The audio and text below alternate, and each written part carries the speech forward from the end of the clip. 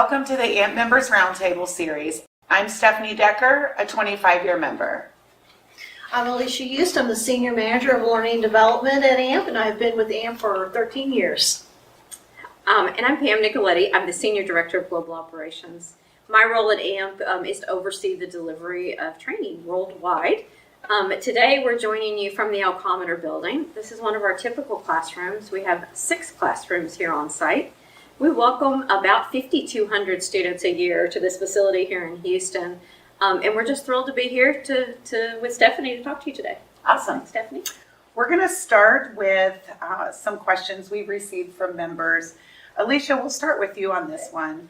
What can you tell us to kind of bring us back to the merger when Legacy NACE CIP program and Legacy SSPC PCI program bringing us to the relaunch of the AMP CIP Level 1 course, kind of where we started and where we are now at this relaunch. Sure.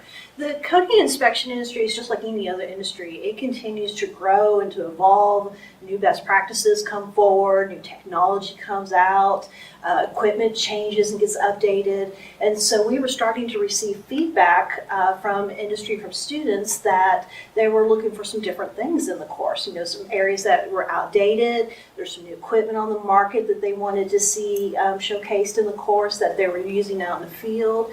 And so we pulled together a group of members to take a look at the content in the course and really what the future needed to be for the course. And at the same time, we had the merger between AMP and SSPC going on in the background. And so that really gave us the perfect opportunity to take an even larger look at this course and bring in more members, get more feedback. And SSPC had a coding inspection course called PCI. And so we were able to take the best of PCI with the best of CIP and put it together to get one best-in-class, world-class program that really represented the best of both associations as the new AMP. Awesome.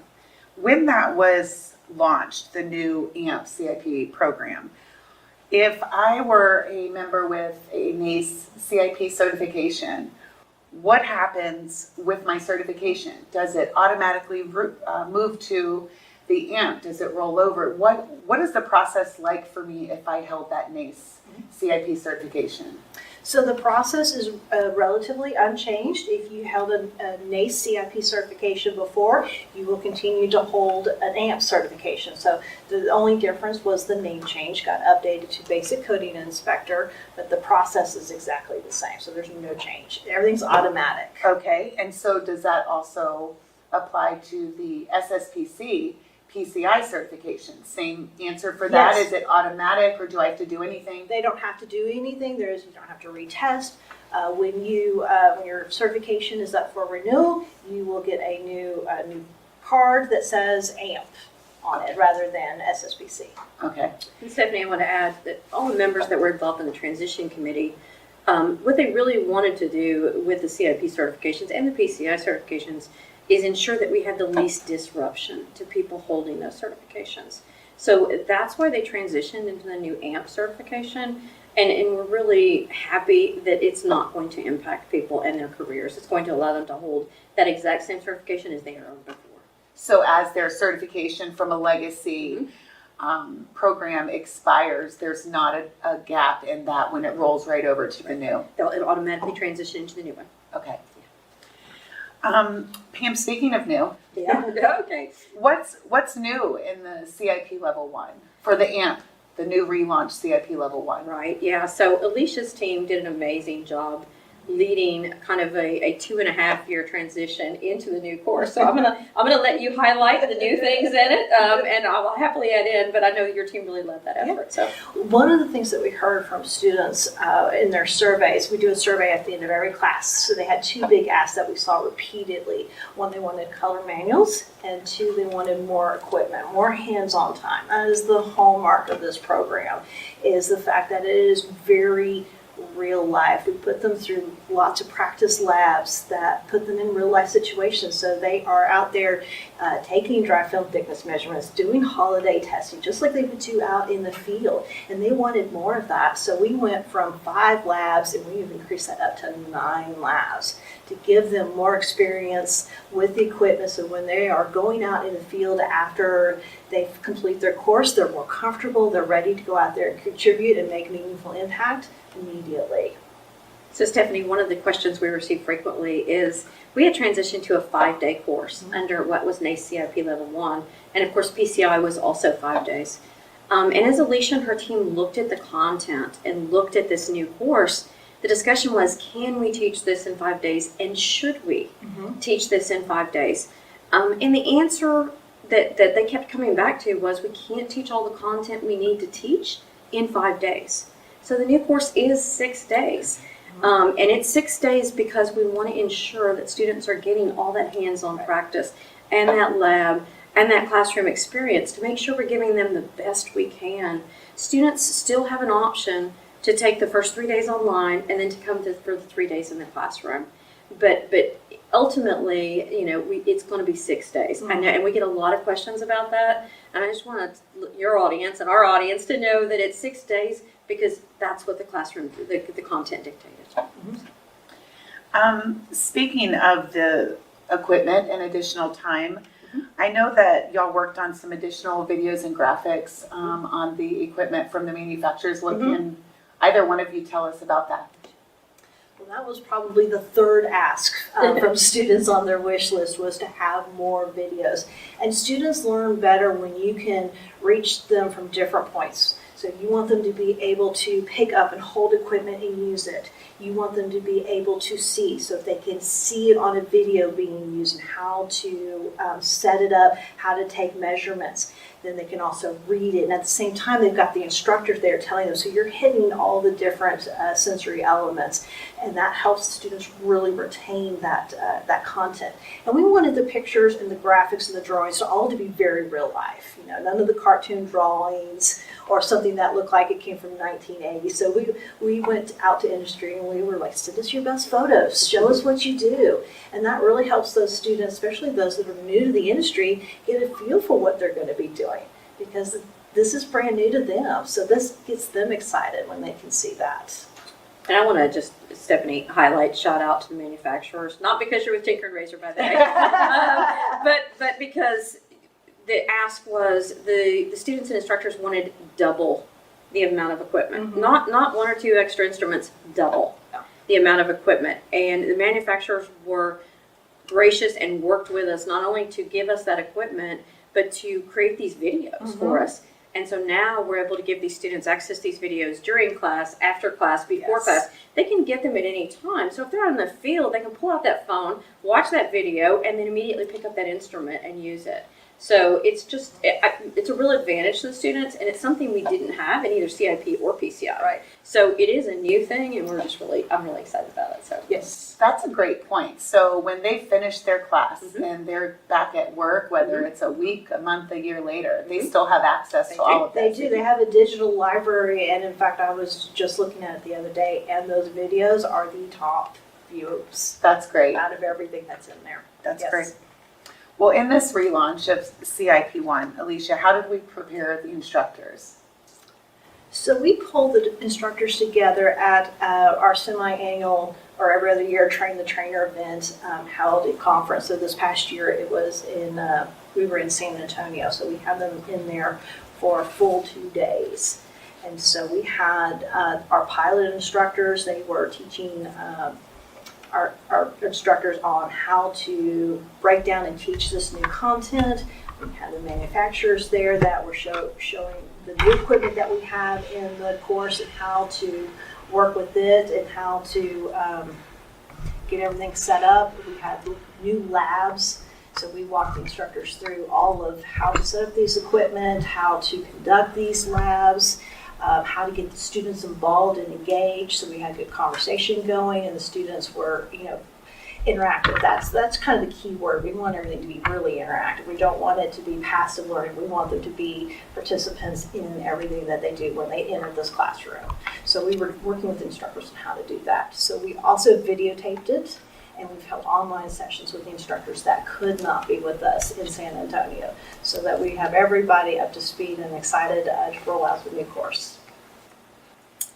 Pam, what can you tell us about the feedback from members? Where did that come into play when putting this relaunch together, when working on everything that you did with the manufacturers, the instructors?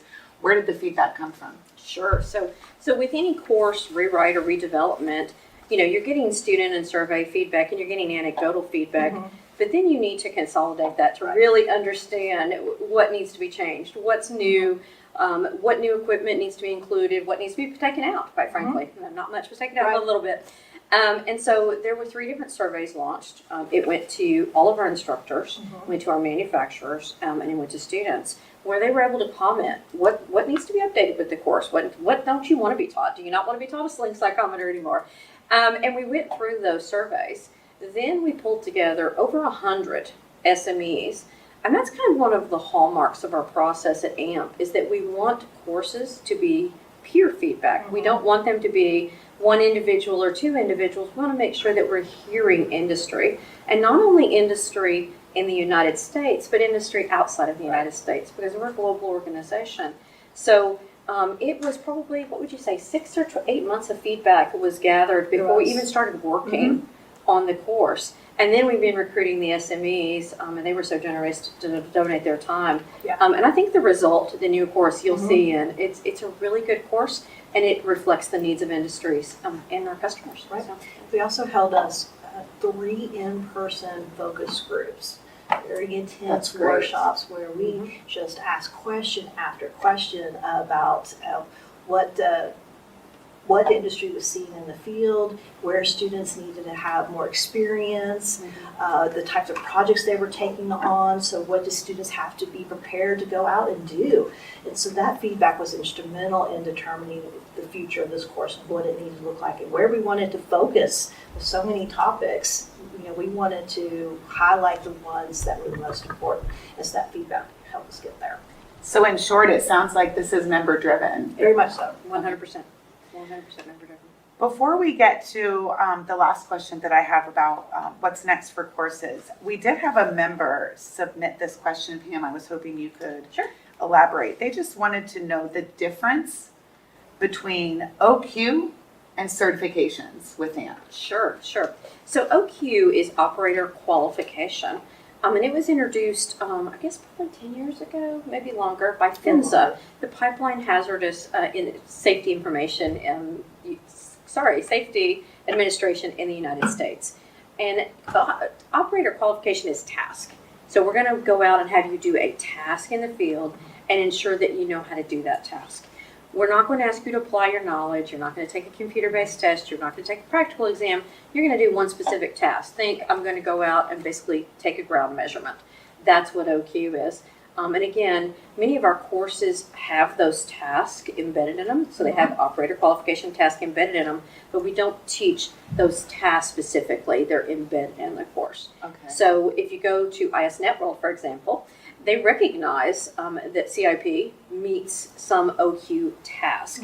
And so that's kind of how that's the answer, I guess, to that question. So it's correct to say that your certifications may be used to qualify Thank you. for an operator qualification? Yes. Absolutely. Okay, Yeah. thank you.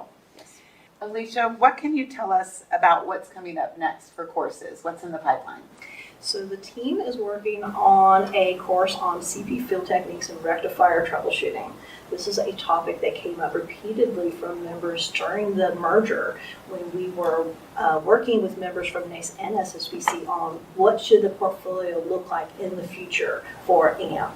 And this was an area that is only touched on in our current CP lineup. And so this is an area that we are going to start focusing on, and this course is about to go into development in the next few weeks. So hopefully, sometime in 2023, we will be launching a brand new course on field techniques. And if I were a member that wanted to be involved with that development, is there a way to be involved or provide feedback? And if so, how would I get involved? Absolutely. We integrate members at every stage of the process. So we have members that are involved up front, and then we have members that review content, and then we have members that during our pilot stages give us feedback on what we built.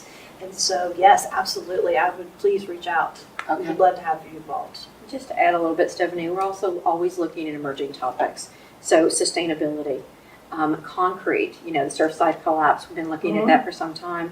We receive feedback about all of those courses, specialty courses on CIP. So there are other things like pipelines that we don't teach today that people are asking for.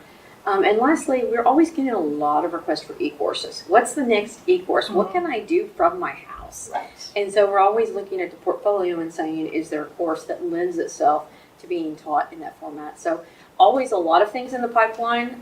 Always happy to hear from both members and customers who might have ideas about additional courses that we haven't considered yet. Yeah. That's great. Thank you, ladies, for joining me today for this roundtable. You can find me on LinkedIn, Stephanie Decker. You're welcome to email me, sdecker@tinker-razor.com. If you have any questions you'd like to submit for a future roundtable. And ladies, if you could please advise members how they can reach you. I could be reached at alicia.yust@amp.org. And Pam Nicoletti, I'm not going to try to spell that, hopefully they'll put it up on the screen, at amp.org. I'm also on LinkedIn and Twitter, and really love to hear from you, love your feedback, and please reach out.